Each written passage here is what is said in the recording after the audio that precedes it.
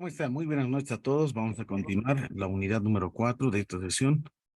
Para este caso voy a compartir mi pantalla. Voy a dar una breve introducción respecto a lo que es justamente los paradigmas básicos sobre la naturaleza de la ciencia. Bien. Vamos a tomar en cuenta algunos elementos muy importantes dentro de lo que es justamente la base de la ciencia. Primera instancia desde este módulo se contempla justamente en identificar el concepto mismo de la epistemología. Es aquí la filosofía del conocimiento científico, que va abordado justamente por Platón, Cicerón, Tomás de Aquino, Emmanuel Kant, Hegel y entre otros filósofos que han dado mayores aportes en lo que se hace a la referencia misma. La genealogía es también parte de la filosofía que trata sobre teoría del conocimiento, pero de manera general, y por sobre todo, tomar en cuenta justamente desde la parte de la metodología, la axiología y otros elementos más que contemplan para formular justamente un paradigma en sí. Y que la epistemología jurídica también es la parte aplicable en este caso, ¿no? Un breve ejemplo en relación justamente como la epistemología o la gnoseología jurídica es también una reflexión filosófica sobre el derecho. De esta misma forma, en distintas ciencias, ya sea en la economía, en la administración, corresponde justamente a la epistemología misma, ¿no? En cada una de las ciencias en sí, ¿no? Epistemología a partir justamente desde la administración, desde la economía, epistemología matemática, epistemología física, todo en relación justamente a lo que contempla aquellos postulados y axiomas o teoremas o teorías que contempla. Algunas corrientes epistemológicas tomamos en cuenta desde el realismo, idealismo, el racionalismo, el dogmatismo y el escepticismo. El realismo tomamos en cuenta la parte del realismo aristotélico, ¿no? Que contrasta justamente las sustancias de movimiento y percepción en relación a esta, es de manera medieval, Santo Tomás de Aquino como representante, el empirismo desde el neopositivismo, enmarcado por Emmanuel Kant, y el crítico en este caso, ¿no? Dentro de las ramas del idealismo tomamos en cuenta la parte platónica o platónico, el neoplatónico, que converge justamente desde los estudios de San Agustín algunos aportes elementales, como el platónico, como por ejemplo la alegoría, ¿no? De la caverna, ¿no? Cómo justamente ese tipo de pensamiento se tenía de manera oscura, en los cuales no salían justamente a la misma realidad y ver y evidenciarlos. Entonces, aquí es un elemento muy importante tomar en cuenta desde qué tipo de concepción tomamos en cuenta a la hora de realizar justamente una investigación científica. El racionalismo, es decir, con el eslogan piensa y luego existe, toma en cuenta desde la parte crítica, como por ejemplo vamos mencionando a Karl Popper, uno de los grandes investigadores referentes a la teoría de la falsación. Tenemos el materialismo, dentro del racionalismo, Isaac Newton, como por ejemplo las leyes físicas, el positivismo, según Augusto Comte, el conocimiento científico basado desde la parte de la aplicación del método científico. El dogmatismo tomamos en cuenta desde la parte teológica, presocrática, y finalmente el escepticismo, el periunismo, ¿no? Esta contempla justamente un estudio más elemental en relación a algunas estructuras, por sobre todo, ¿no? Estructuras filosóficas en las cuales toman en cuenta a partir de la misma evolución. Es así que la epistemología analiza, sistematiza conceptos como datos empíricos. En este caso, la verdad, la hipótesis, ley científica, una regla, una técnica, una teoría, el experimento, la aplicación, la predicción, que justamente son elementos importantes como principios filosóficos de la investigación. Aquí tomamos en cuenta algunos autores a partir de trabajos teóricos, por ejemplo, en el campo jurídico, también existen dentro de los campos varios aportantes en realidad, ¿no? Desde las ciencias, ¿no? De ya sea la filosofía, matemática, física, lo que es la administración, la economía, ¿no? En el campo jurídico, por ejemplo, tomamos en cuenta teóricos como Sabin Ling, a Kelsen, ¿no? Kelsen, bien conocido con la pirámide de Kelsen, ¿no es cierto? Que estructura misma justamente como por ejemplo en la misma Constitución Política del Estado, ¿no? Que se encuentra en uno de los artículos a la finalización misma de esta. Tenemos a Hart, Dworkin, Max Corning, Julius Coleman y entre otros autores, ¿no?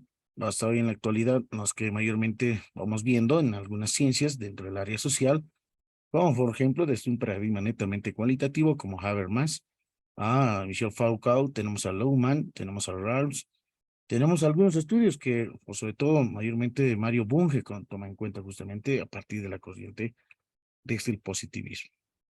Bueno, para Mario Bunge, la epistemología tiene un periodo muy importante que considera desde Platón hasta Russell, que generalmente abordan justamente a partir de las cuestiones del razonamiento matemático y filosófico, por sobre todo mediante la lógica formal.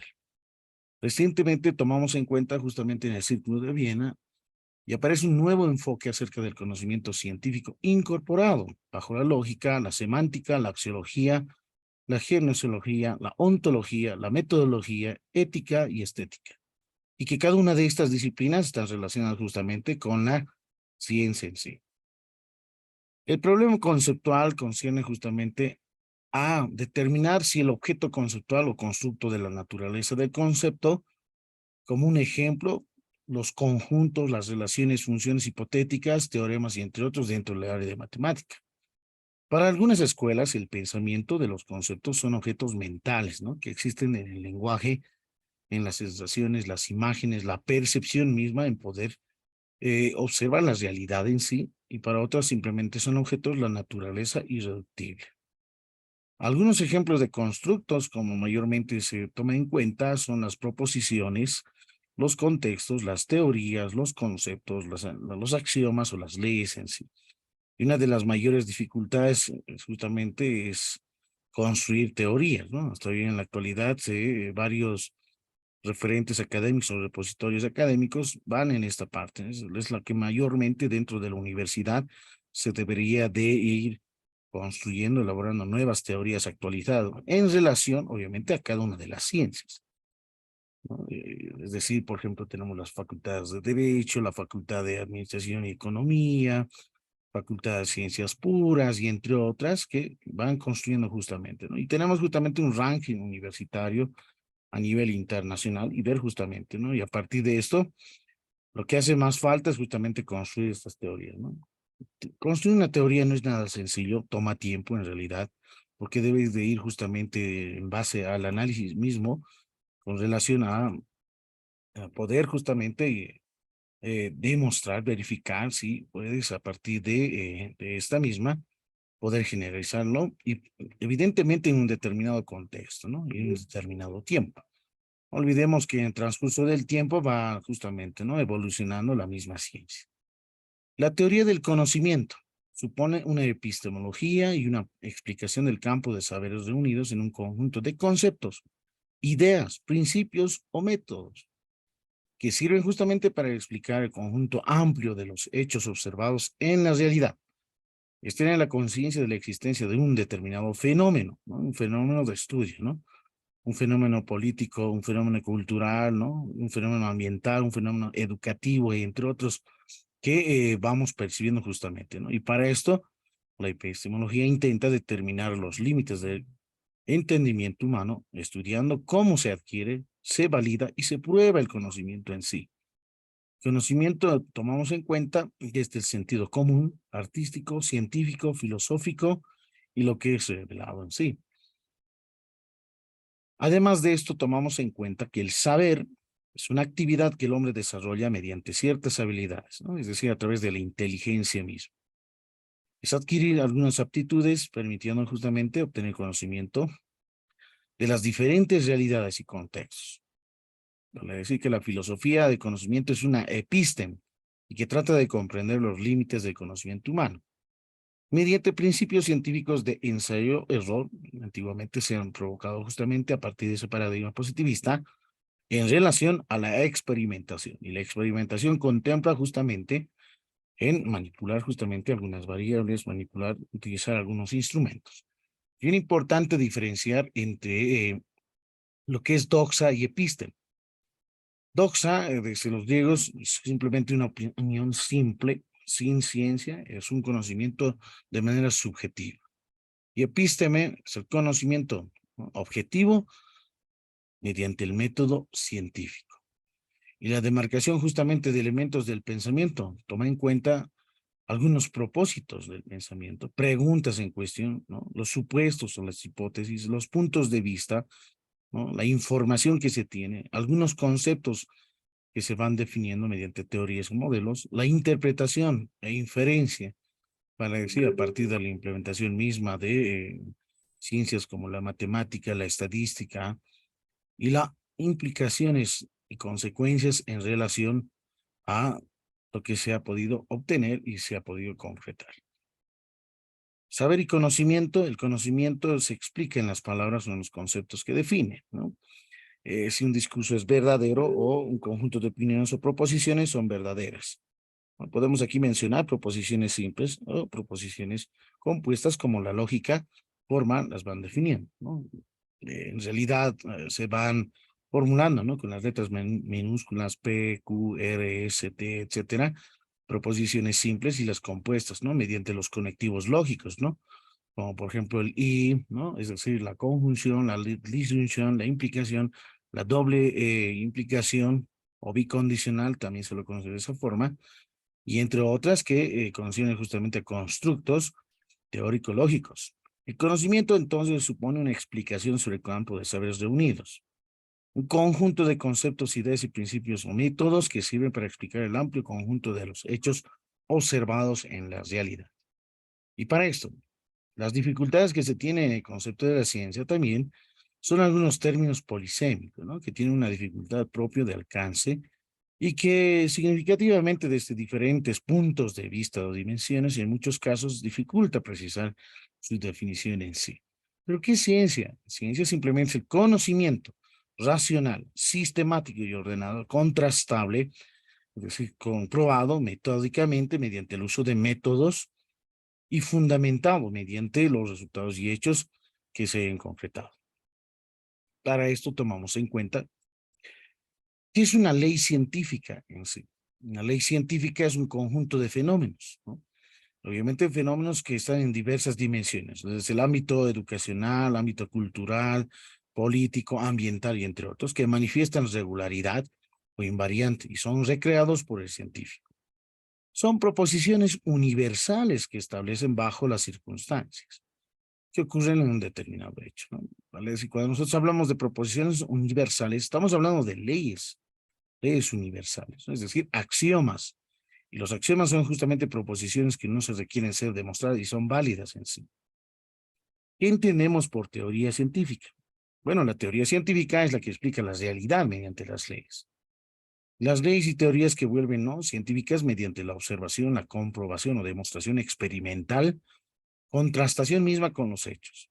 La teoría científica es una proposición formulada por la ciencia para abarcar y explicar ciertos fenómenos en las distintas dimensiones. La racionalidad científica contempla justamente el conocimiento basado mediante la lógica. Se basa en la investigación a través de conceptos, juicios y razonamientos que son justamente, en este caso, construidos a partir de premisas y de proposiciones. El conocimiento científico es contrario a las supersticiones o creencias irracionales. Para esto, el método científico hace diferencia justamente a la investigación de la especulación y el conocimiento científico del conocimiento no científico. Una metodología de investigación implementar, como por ejemplo se tiene aquí un esquema de Mario Bunge, en el que denota justamente a partir de la identificación del problema en sí, de un determinado fenómeno observado, retoma justamente la identificación de un problema concreto y los supuestos, aquellas hipótesis que se deberían de ir a verificar y comprobar en sí, mediante la secuencia lógica contrastable de medios alternativos con la implementación de instrumentos de investigación, para poder establecer justamente algunos resultados para la dosimasia o prueba de hipótesis en los cuales se van formulando, ¿no es cierto? La hipótesis de investigación, la hipótesis nula, la hipótesis alterna, y que estas hipótesis estadísticas, vale decir, la hipótesis de investigación, lo vamos justamente, ¿no? Analizando, para decir, hacemos una analogía o lo vamos a contrastar en sí en una hipótesis alterna de investigación, pero mediante parámetros, ya sea poblacionales o estadísticos. Eso ya depende si se va a trabajar con una población definida o bien con una muestra para poder hacer justamente el uso mismo del método inductivo, es decir, a partir de los resultados particulares yo pueda generalizar a la determinada población. Nuevos problemas pueden existir justamente en un nuevo cuerpo de conocimientos, como también en esta misma tomamos en cuenta nuevos problemas que hayan surgido en sí. Y mediante esa comprobación de hipótesis vemos si evidentemente lo que pensábamos o teníamos como supuesto esta proposición a ser verificada y comprobada, ver si evidentemente tiene cierto efecto positivo o negativo en sí en base a una determinada problemática. Y esto es bien importante tomar en cuenta el uso de métodos y técnicas de investigación, pero de este cierto tipo de idoneidad, de este un tipo de modelo o paradigma de investigación. Y es por eso que la base de la, la, los cuatro paradigmas básicos que justamente deben de contemplar desde el positivismo, en principio, tenemos al relativismo, tenemos justamente a lo que es esta parte del realismo, por ejemplo, otro tipo de modelo paradigma como base de la ciencia en sí. ¿Qué es una teoría y cómo se construye? Bueno, una teoría es un conocimiento de hipótesis que han sido sometidas, ¿no? Verificadas, comprobadas en sí, junto a otras leyes o conceptos o definiciones. Y se encuentra en el ámbito del conocimiento, teoría que significa contemplar, a diferencia de la práctica que haya el ámbito de la acción misma de un hecho. El saber antiguo utilizaba el concepto de practonosis como síntesis de la praxis y la geniosis. Es una explicación general del conjunto de fenómenos que pueden en principio ser aplicados en fenómenos semejantes a este, pero a través de la teoría también la ciencia se transforma en investigación. La teoría se va dando legitimidad en la praxis según Gadamer. Una teoría se construye por quienes estudian determinados asuntos, constructo intelectual, filosófica y científica. Estas teorías tienen la función de coordinar y unificar el conocimiento científico, que son instrumentos muy importantes. Las teorías buscan dar explicaciones acerca de un determinado aspecto de la realidad, un punto de partida para la investigación, y ahí radica justamente las fuentes primarias, secundarias, en las cuales van a ir a utilizarse justamente dentro de la determinada investigación. Para Kant hace una defensa del lugar que ocupa justamente la teoría en la misma praxis, no enfrenta los conceptos, no vuelve inmersos, ubicándolos de manera superior. Esos sistemas de pensamiento tienen un carácter universal y hacen del investigador un individuo que frente a los objetos de estudio tiene una actitud intelectual o de pensamiento. Un individuo cognoscente apelando a su percepción e intuición frente a fenómenos observados. Y esta razón va a ir distinguiéndola justamente a partir de la hermenéutica. Y la hermenéutica significa interpretar, es decir, la pretensión de explicar la relación entre un hecho en su contexto mismo, ¿no? Ese hecho problema determina justamente una interpretación en profundidad, por eso que se van realizando, implementando, ¿no? Lo que es justamente las entrevistas en profundidad, observación participante y entre otros elementos muy importantes a la hora de poder eh, decodificar, ¿no? El significado de ciertos términos en una determinada, supongamos, comunidad, ¿no? Supongamos que yo voy a una determinada comunidad y quiero hacer una indagación en profundidad. Por lo tanto, voy a tener que convivir, tendría que estar allá. Vale decir, voy a tener que realizar justamente, ¿no? Una etnografía, es decir, una investigación etnográfica en sí, ¿no? Ir en la comunidad, convivir, poder obtener justamente y poder recolectar esos datos que pueden, en este caso, servirme. Y decodificar implica es ver cómo ellos entienden o piensan en sí. Y ese tipo de pensamiento contempla mucho más aún en esa investigación cualitativa en el que se debe tomar un poco más de tiempo en sí, no es nada de manera muy rápida a la hora de hacer ese tipo de investigación. Netamente, las tesis doctorales son estas las que mayormente van bajo ese tipo de paradigma, ¿no? El paradigma cualitativo en sí, paradigma naturalista interpretativo, ¿no? Su enfoque es netamente cualitativo.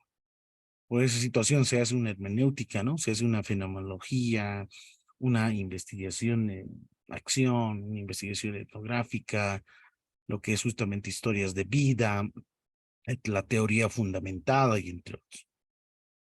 Esta hermenéutica es una disciplina que tiene una razón histórica de interpretaciones religiosas en el campo de la filosofía, tanto en derecho, en literatura y la ciencia y en otras ramas. Es una migración metodológica de aplicaciones que permite comprender diferentes relatos y situarlos en campos intelectivos. El investigador debe de interpretar enunciados que remiten en otras realidades cognitivas. ¿Cuáles son los principales exponentes? Tenemos a Dilthey, Husserl, Ricoeur, Derrida, Jacques Derrida y Gadamer.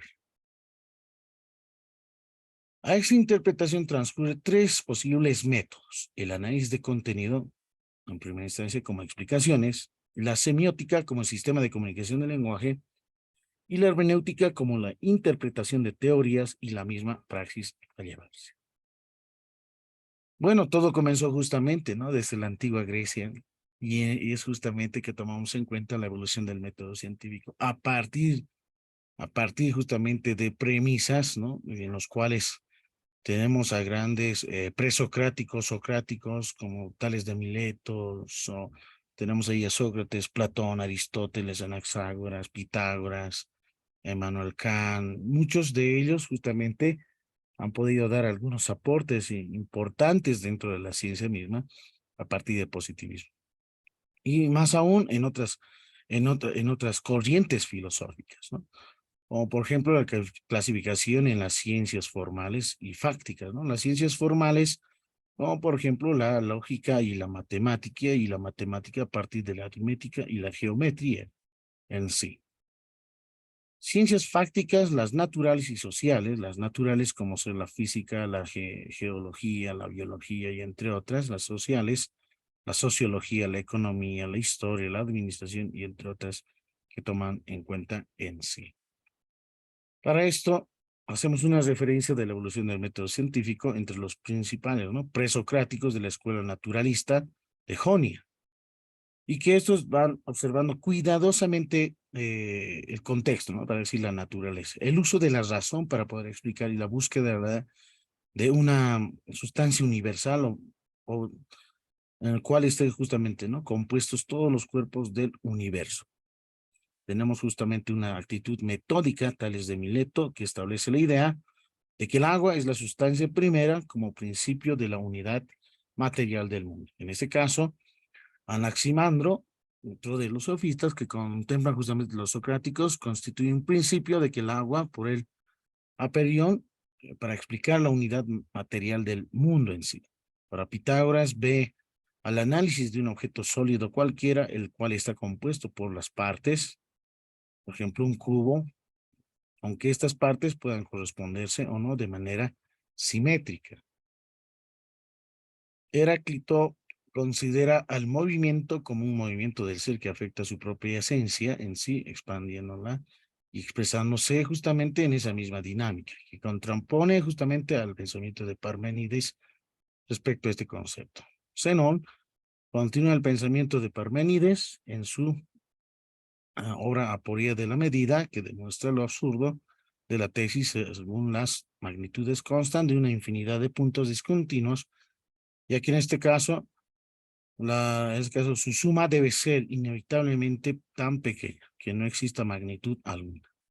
Para Demócrito, el ser es la sustancia material concreta y el no ser es el espacio vacío, ¿no? Es una tesis del siglo más tarde del existencialismo. Arquímedes lo ve, incorpora la inducción como método de análisis y a justamente obtener conclusiones generales a partir de premisas particulares. Los axiomas y las teorías vuelven a un punto de partida hasta una experiencia de una determinada revisión que se requiere. Hasta aquí llegaron justamente los denominados presocráticos que implementaron el método de reflexión y justamente toma en cuenta un nuevo periodo en el que Sócrates, Platón, Aristóteles, los más reconocidos dentro de la historia griega. Sócrates con la mayéutica, la duda metódica, la hermenéutica, la dialéctica y la lógica y la ironía, elementos muy importantes o aportes para el griego en sí, ¿no? Para Platón, las ideas y la dialéctica, las metáforas, las leyes, la percepción sensible ofrece apariencias de las ideas que ellas surgen, ¿no? A partir de esa mera opinión, es decir, doxa. La verdad o, en este caso, la realidad está justamente en el mundo de las ideas. Para Aristóteles, el método de la lógica formal describe las causas y las formas, el sum, politikon y la politeia, ¿no? Tanto en Platón como en Aristóteles aparece justamente la idea de la ciencia. Y hablamos de la ciencia moderna. El mayor aporte fue Galileo a la metodología de la ciencia, una unificación de las investigaciones teóricas, por sobre todo experimentales. Para Isaac Newton, la matemática y la filosofía natural, el método de análisis que debe preceder justamente en el método de la síntesis. El método consiste en realizar experimentos y observaciones y obtener conclusiones generales y no admitir refutación alguna contra las conclusiones, en este caso del experimento. Descartes y el método deductivo. René Descartes tomaba en cuenta justamente la duda metódica a partir de justamente si pienso existo, una certeza, y que la duda metódica contempla si el conocimiento es sensible, es decir, un sueño, el conocimiento racional, genio maligno, en el que tomen criterios de conocimiento intuitivo, el criterio de la verdad y la claridad de la distinción, si Dios existe y es veraz, las ideas innatas, ideas adventicias, ¿no? Ideas fácticas, en este caso lo que toma en cuenta la parte de este pensamiento, ¿no? Doxes, y conocimiento absolutamente seguro, en el que este tipo de método va deduciendo de este razonamiento mismo, desde lo general a lo particular. La influencia de Immanuel Kant en el pensamiento. ¿Cuál ha sido su influencia en el pensamiento? Bueno, se hacen inferencias de juicios condicionados, ¿no? Por ciertas categorías esquematizadas. Su esquema es axiomas de intuición, anticipaciones de la percepción, analogías de la experiencia, postulados del pensamiento empírico. Este proceso se ha denominado conocimientos sintéticos a priori. Por otra parte, sostienen otras formas a priori, ¿no? Un procedimiento para organizar el conocimiento le da una estructura en sí, ¿no? Una forma y contenido de interacción entre sujeto y objeto. Estas formas a priorísticas unidas al contenido del conocimiento, la síntesis del conocimiento y un rasgo característico del objeto del conocimiento científico. Y tenemos a Hegel, que ha abordado sistemas categóricos de la ciencia, un proceso muy importante de leyes internas. Incorpora también esas categorías en el conocimiento. Su dialéctica del conocimiento consiste en la revelación, contradicciones del concepto y el descubrimiento de contradictorio hacia ellas. La superación misma de contradicciones fue fundamentada y desarrollada por la lógica interna del desarrollo del conocimiento, es decir, la tesis, la antítesis y la síntesis. Para Karl Marx tiene una visión más historicista, científica, la teoría del conflicto, los medios de producción y la lucha de clases, una de las aportaciones importantes, las relaciones de producción, relaciones técnicas, división del trabajo, relaciones sociales, ¿no? Derechos y usufructos del producto. La corriente filosófica ha sido justamente el materialismo histórico y el sistema económico tiene una superestructura, es decir, en base a normas, leyes, la filosofía, etcétera, y una infraestructura, ¿no? De relación de producción, la economía, en este caso con el Estado, ¿no? La conciencia social es el producto de la acción social y las teorías han sido netamente políticas en sí. Max Weber tomamos en cuenta justamente una sociedad industrializada bajo este tipo de perspectiva y conocimiento en sí, desde su experiencia, como la ciencia justamente va influenciando en varios campos del conocimiento, como ser el campo del derecho, la economía, la religión, la sociología y entre otros, y que su corriente contempla justamente desde el pragmatismo, ¿no? Factores culturales y políticos tienen una gran influencia en el desarrollo económico y el comportamiento del individuo en la sociedad.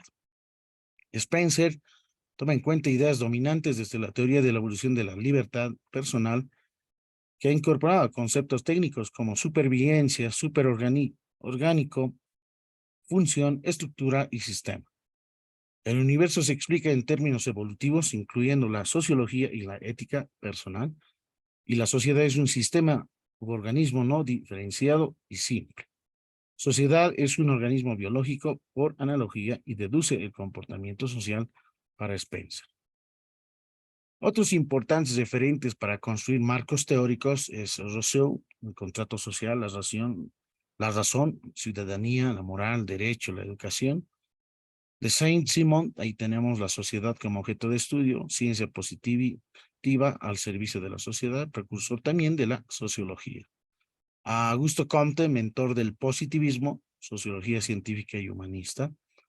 A Emile Durkheim, sociología y antropología como las ciencias, que se centró en los efectos de la industrialización. A Schiller, la diferencia entre el bien y el valor, que propone un sistema de valores jerárquicos y los valores por sus propiedades, en este caso, y fines. Tenemos a Thomas Kuhn, los paradigmas no son fenómenos extraños, son maneras de ver, las cosas son funcionales y al cambiar el paradigma, cambia la percepción misma del mundo. Karl Popper, en ensayos de error, de la teoría de la falsación o falibilidad, la refutación, la autocorrección y una teoría que debe ser falsable. Pensamiento complejo. Bueno, tomamos en cuenta como referencia a Edgar Morin, que toma en cuenta un paradigma de complejidad, que el conjunto de principios de la inteligibilidad, unidos unos a otros, que podría determinar condiciones de una visión compleja del universo. Bajo esta lógica se contempla justamente otras distinciones, conjuntos dialógicos, por ejemplo, el orden, desorden, caos, equilibrio, y que el pensamiento complejo no necesariamente es una dificultad. La verdad dificultad reside también en cómo afrontar el llamado de fenómenos de distinta naturaleza y un paradigma que evoluciona en un camino dialógico translógico. Puede comprender dimensiones cuantitativas o interacciones, fenómenos de la incertidumbre, indeterminaciones, aleatoriedad, hasta el azar, en todas las realidades del orden y del desorden. La idea de la complejidad no fue percibida por la ciencia tradicional cartesiana, ¿no?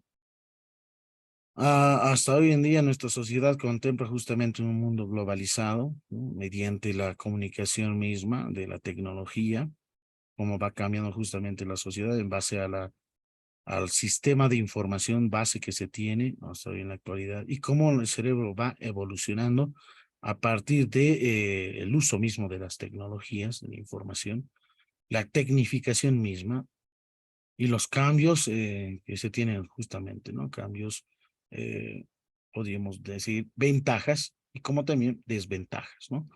Por ejemplo, el celular tiene buenas ventajas hasta hoy en la actualidad, es decir, es una herramienta muy importante de comunicación de manera directa en sí, a larga distancia, pero también tienen algunas desventajas, ¿no?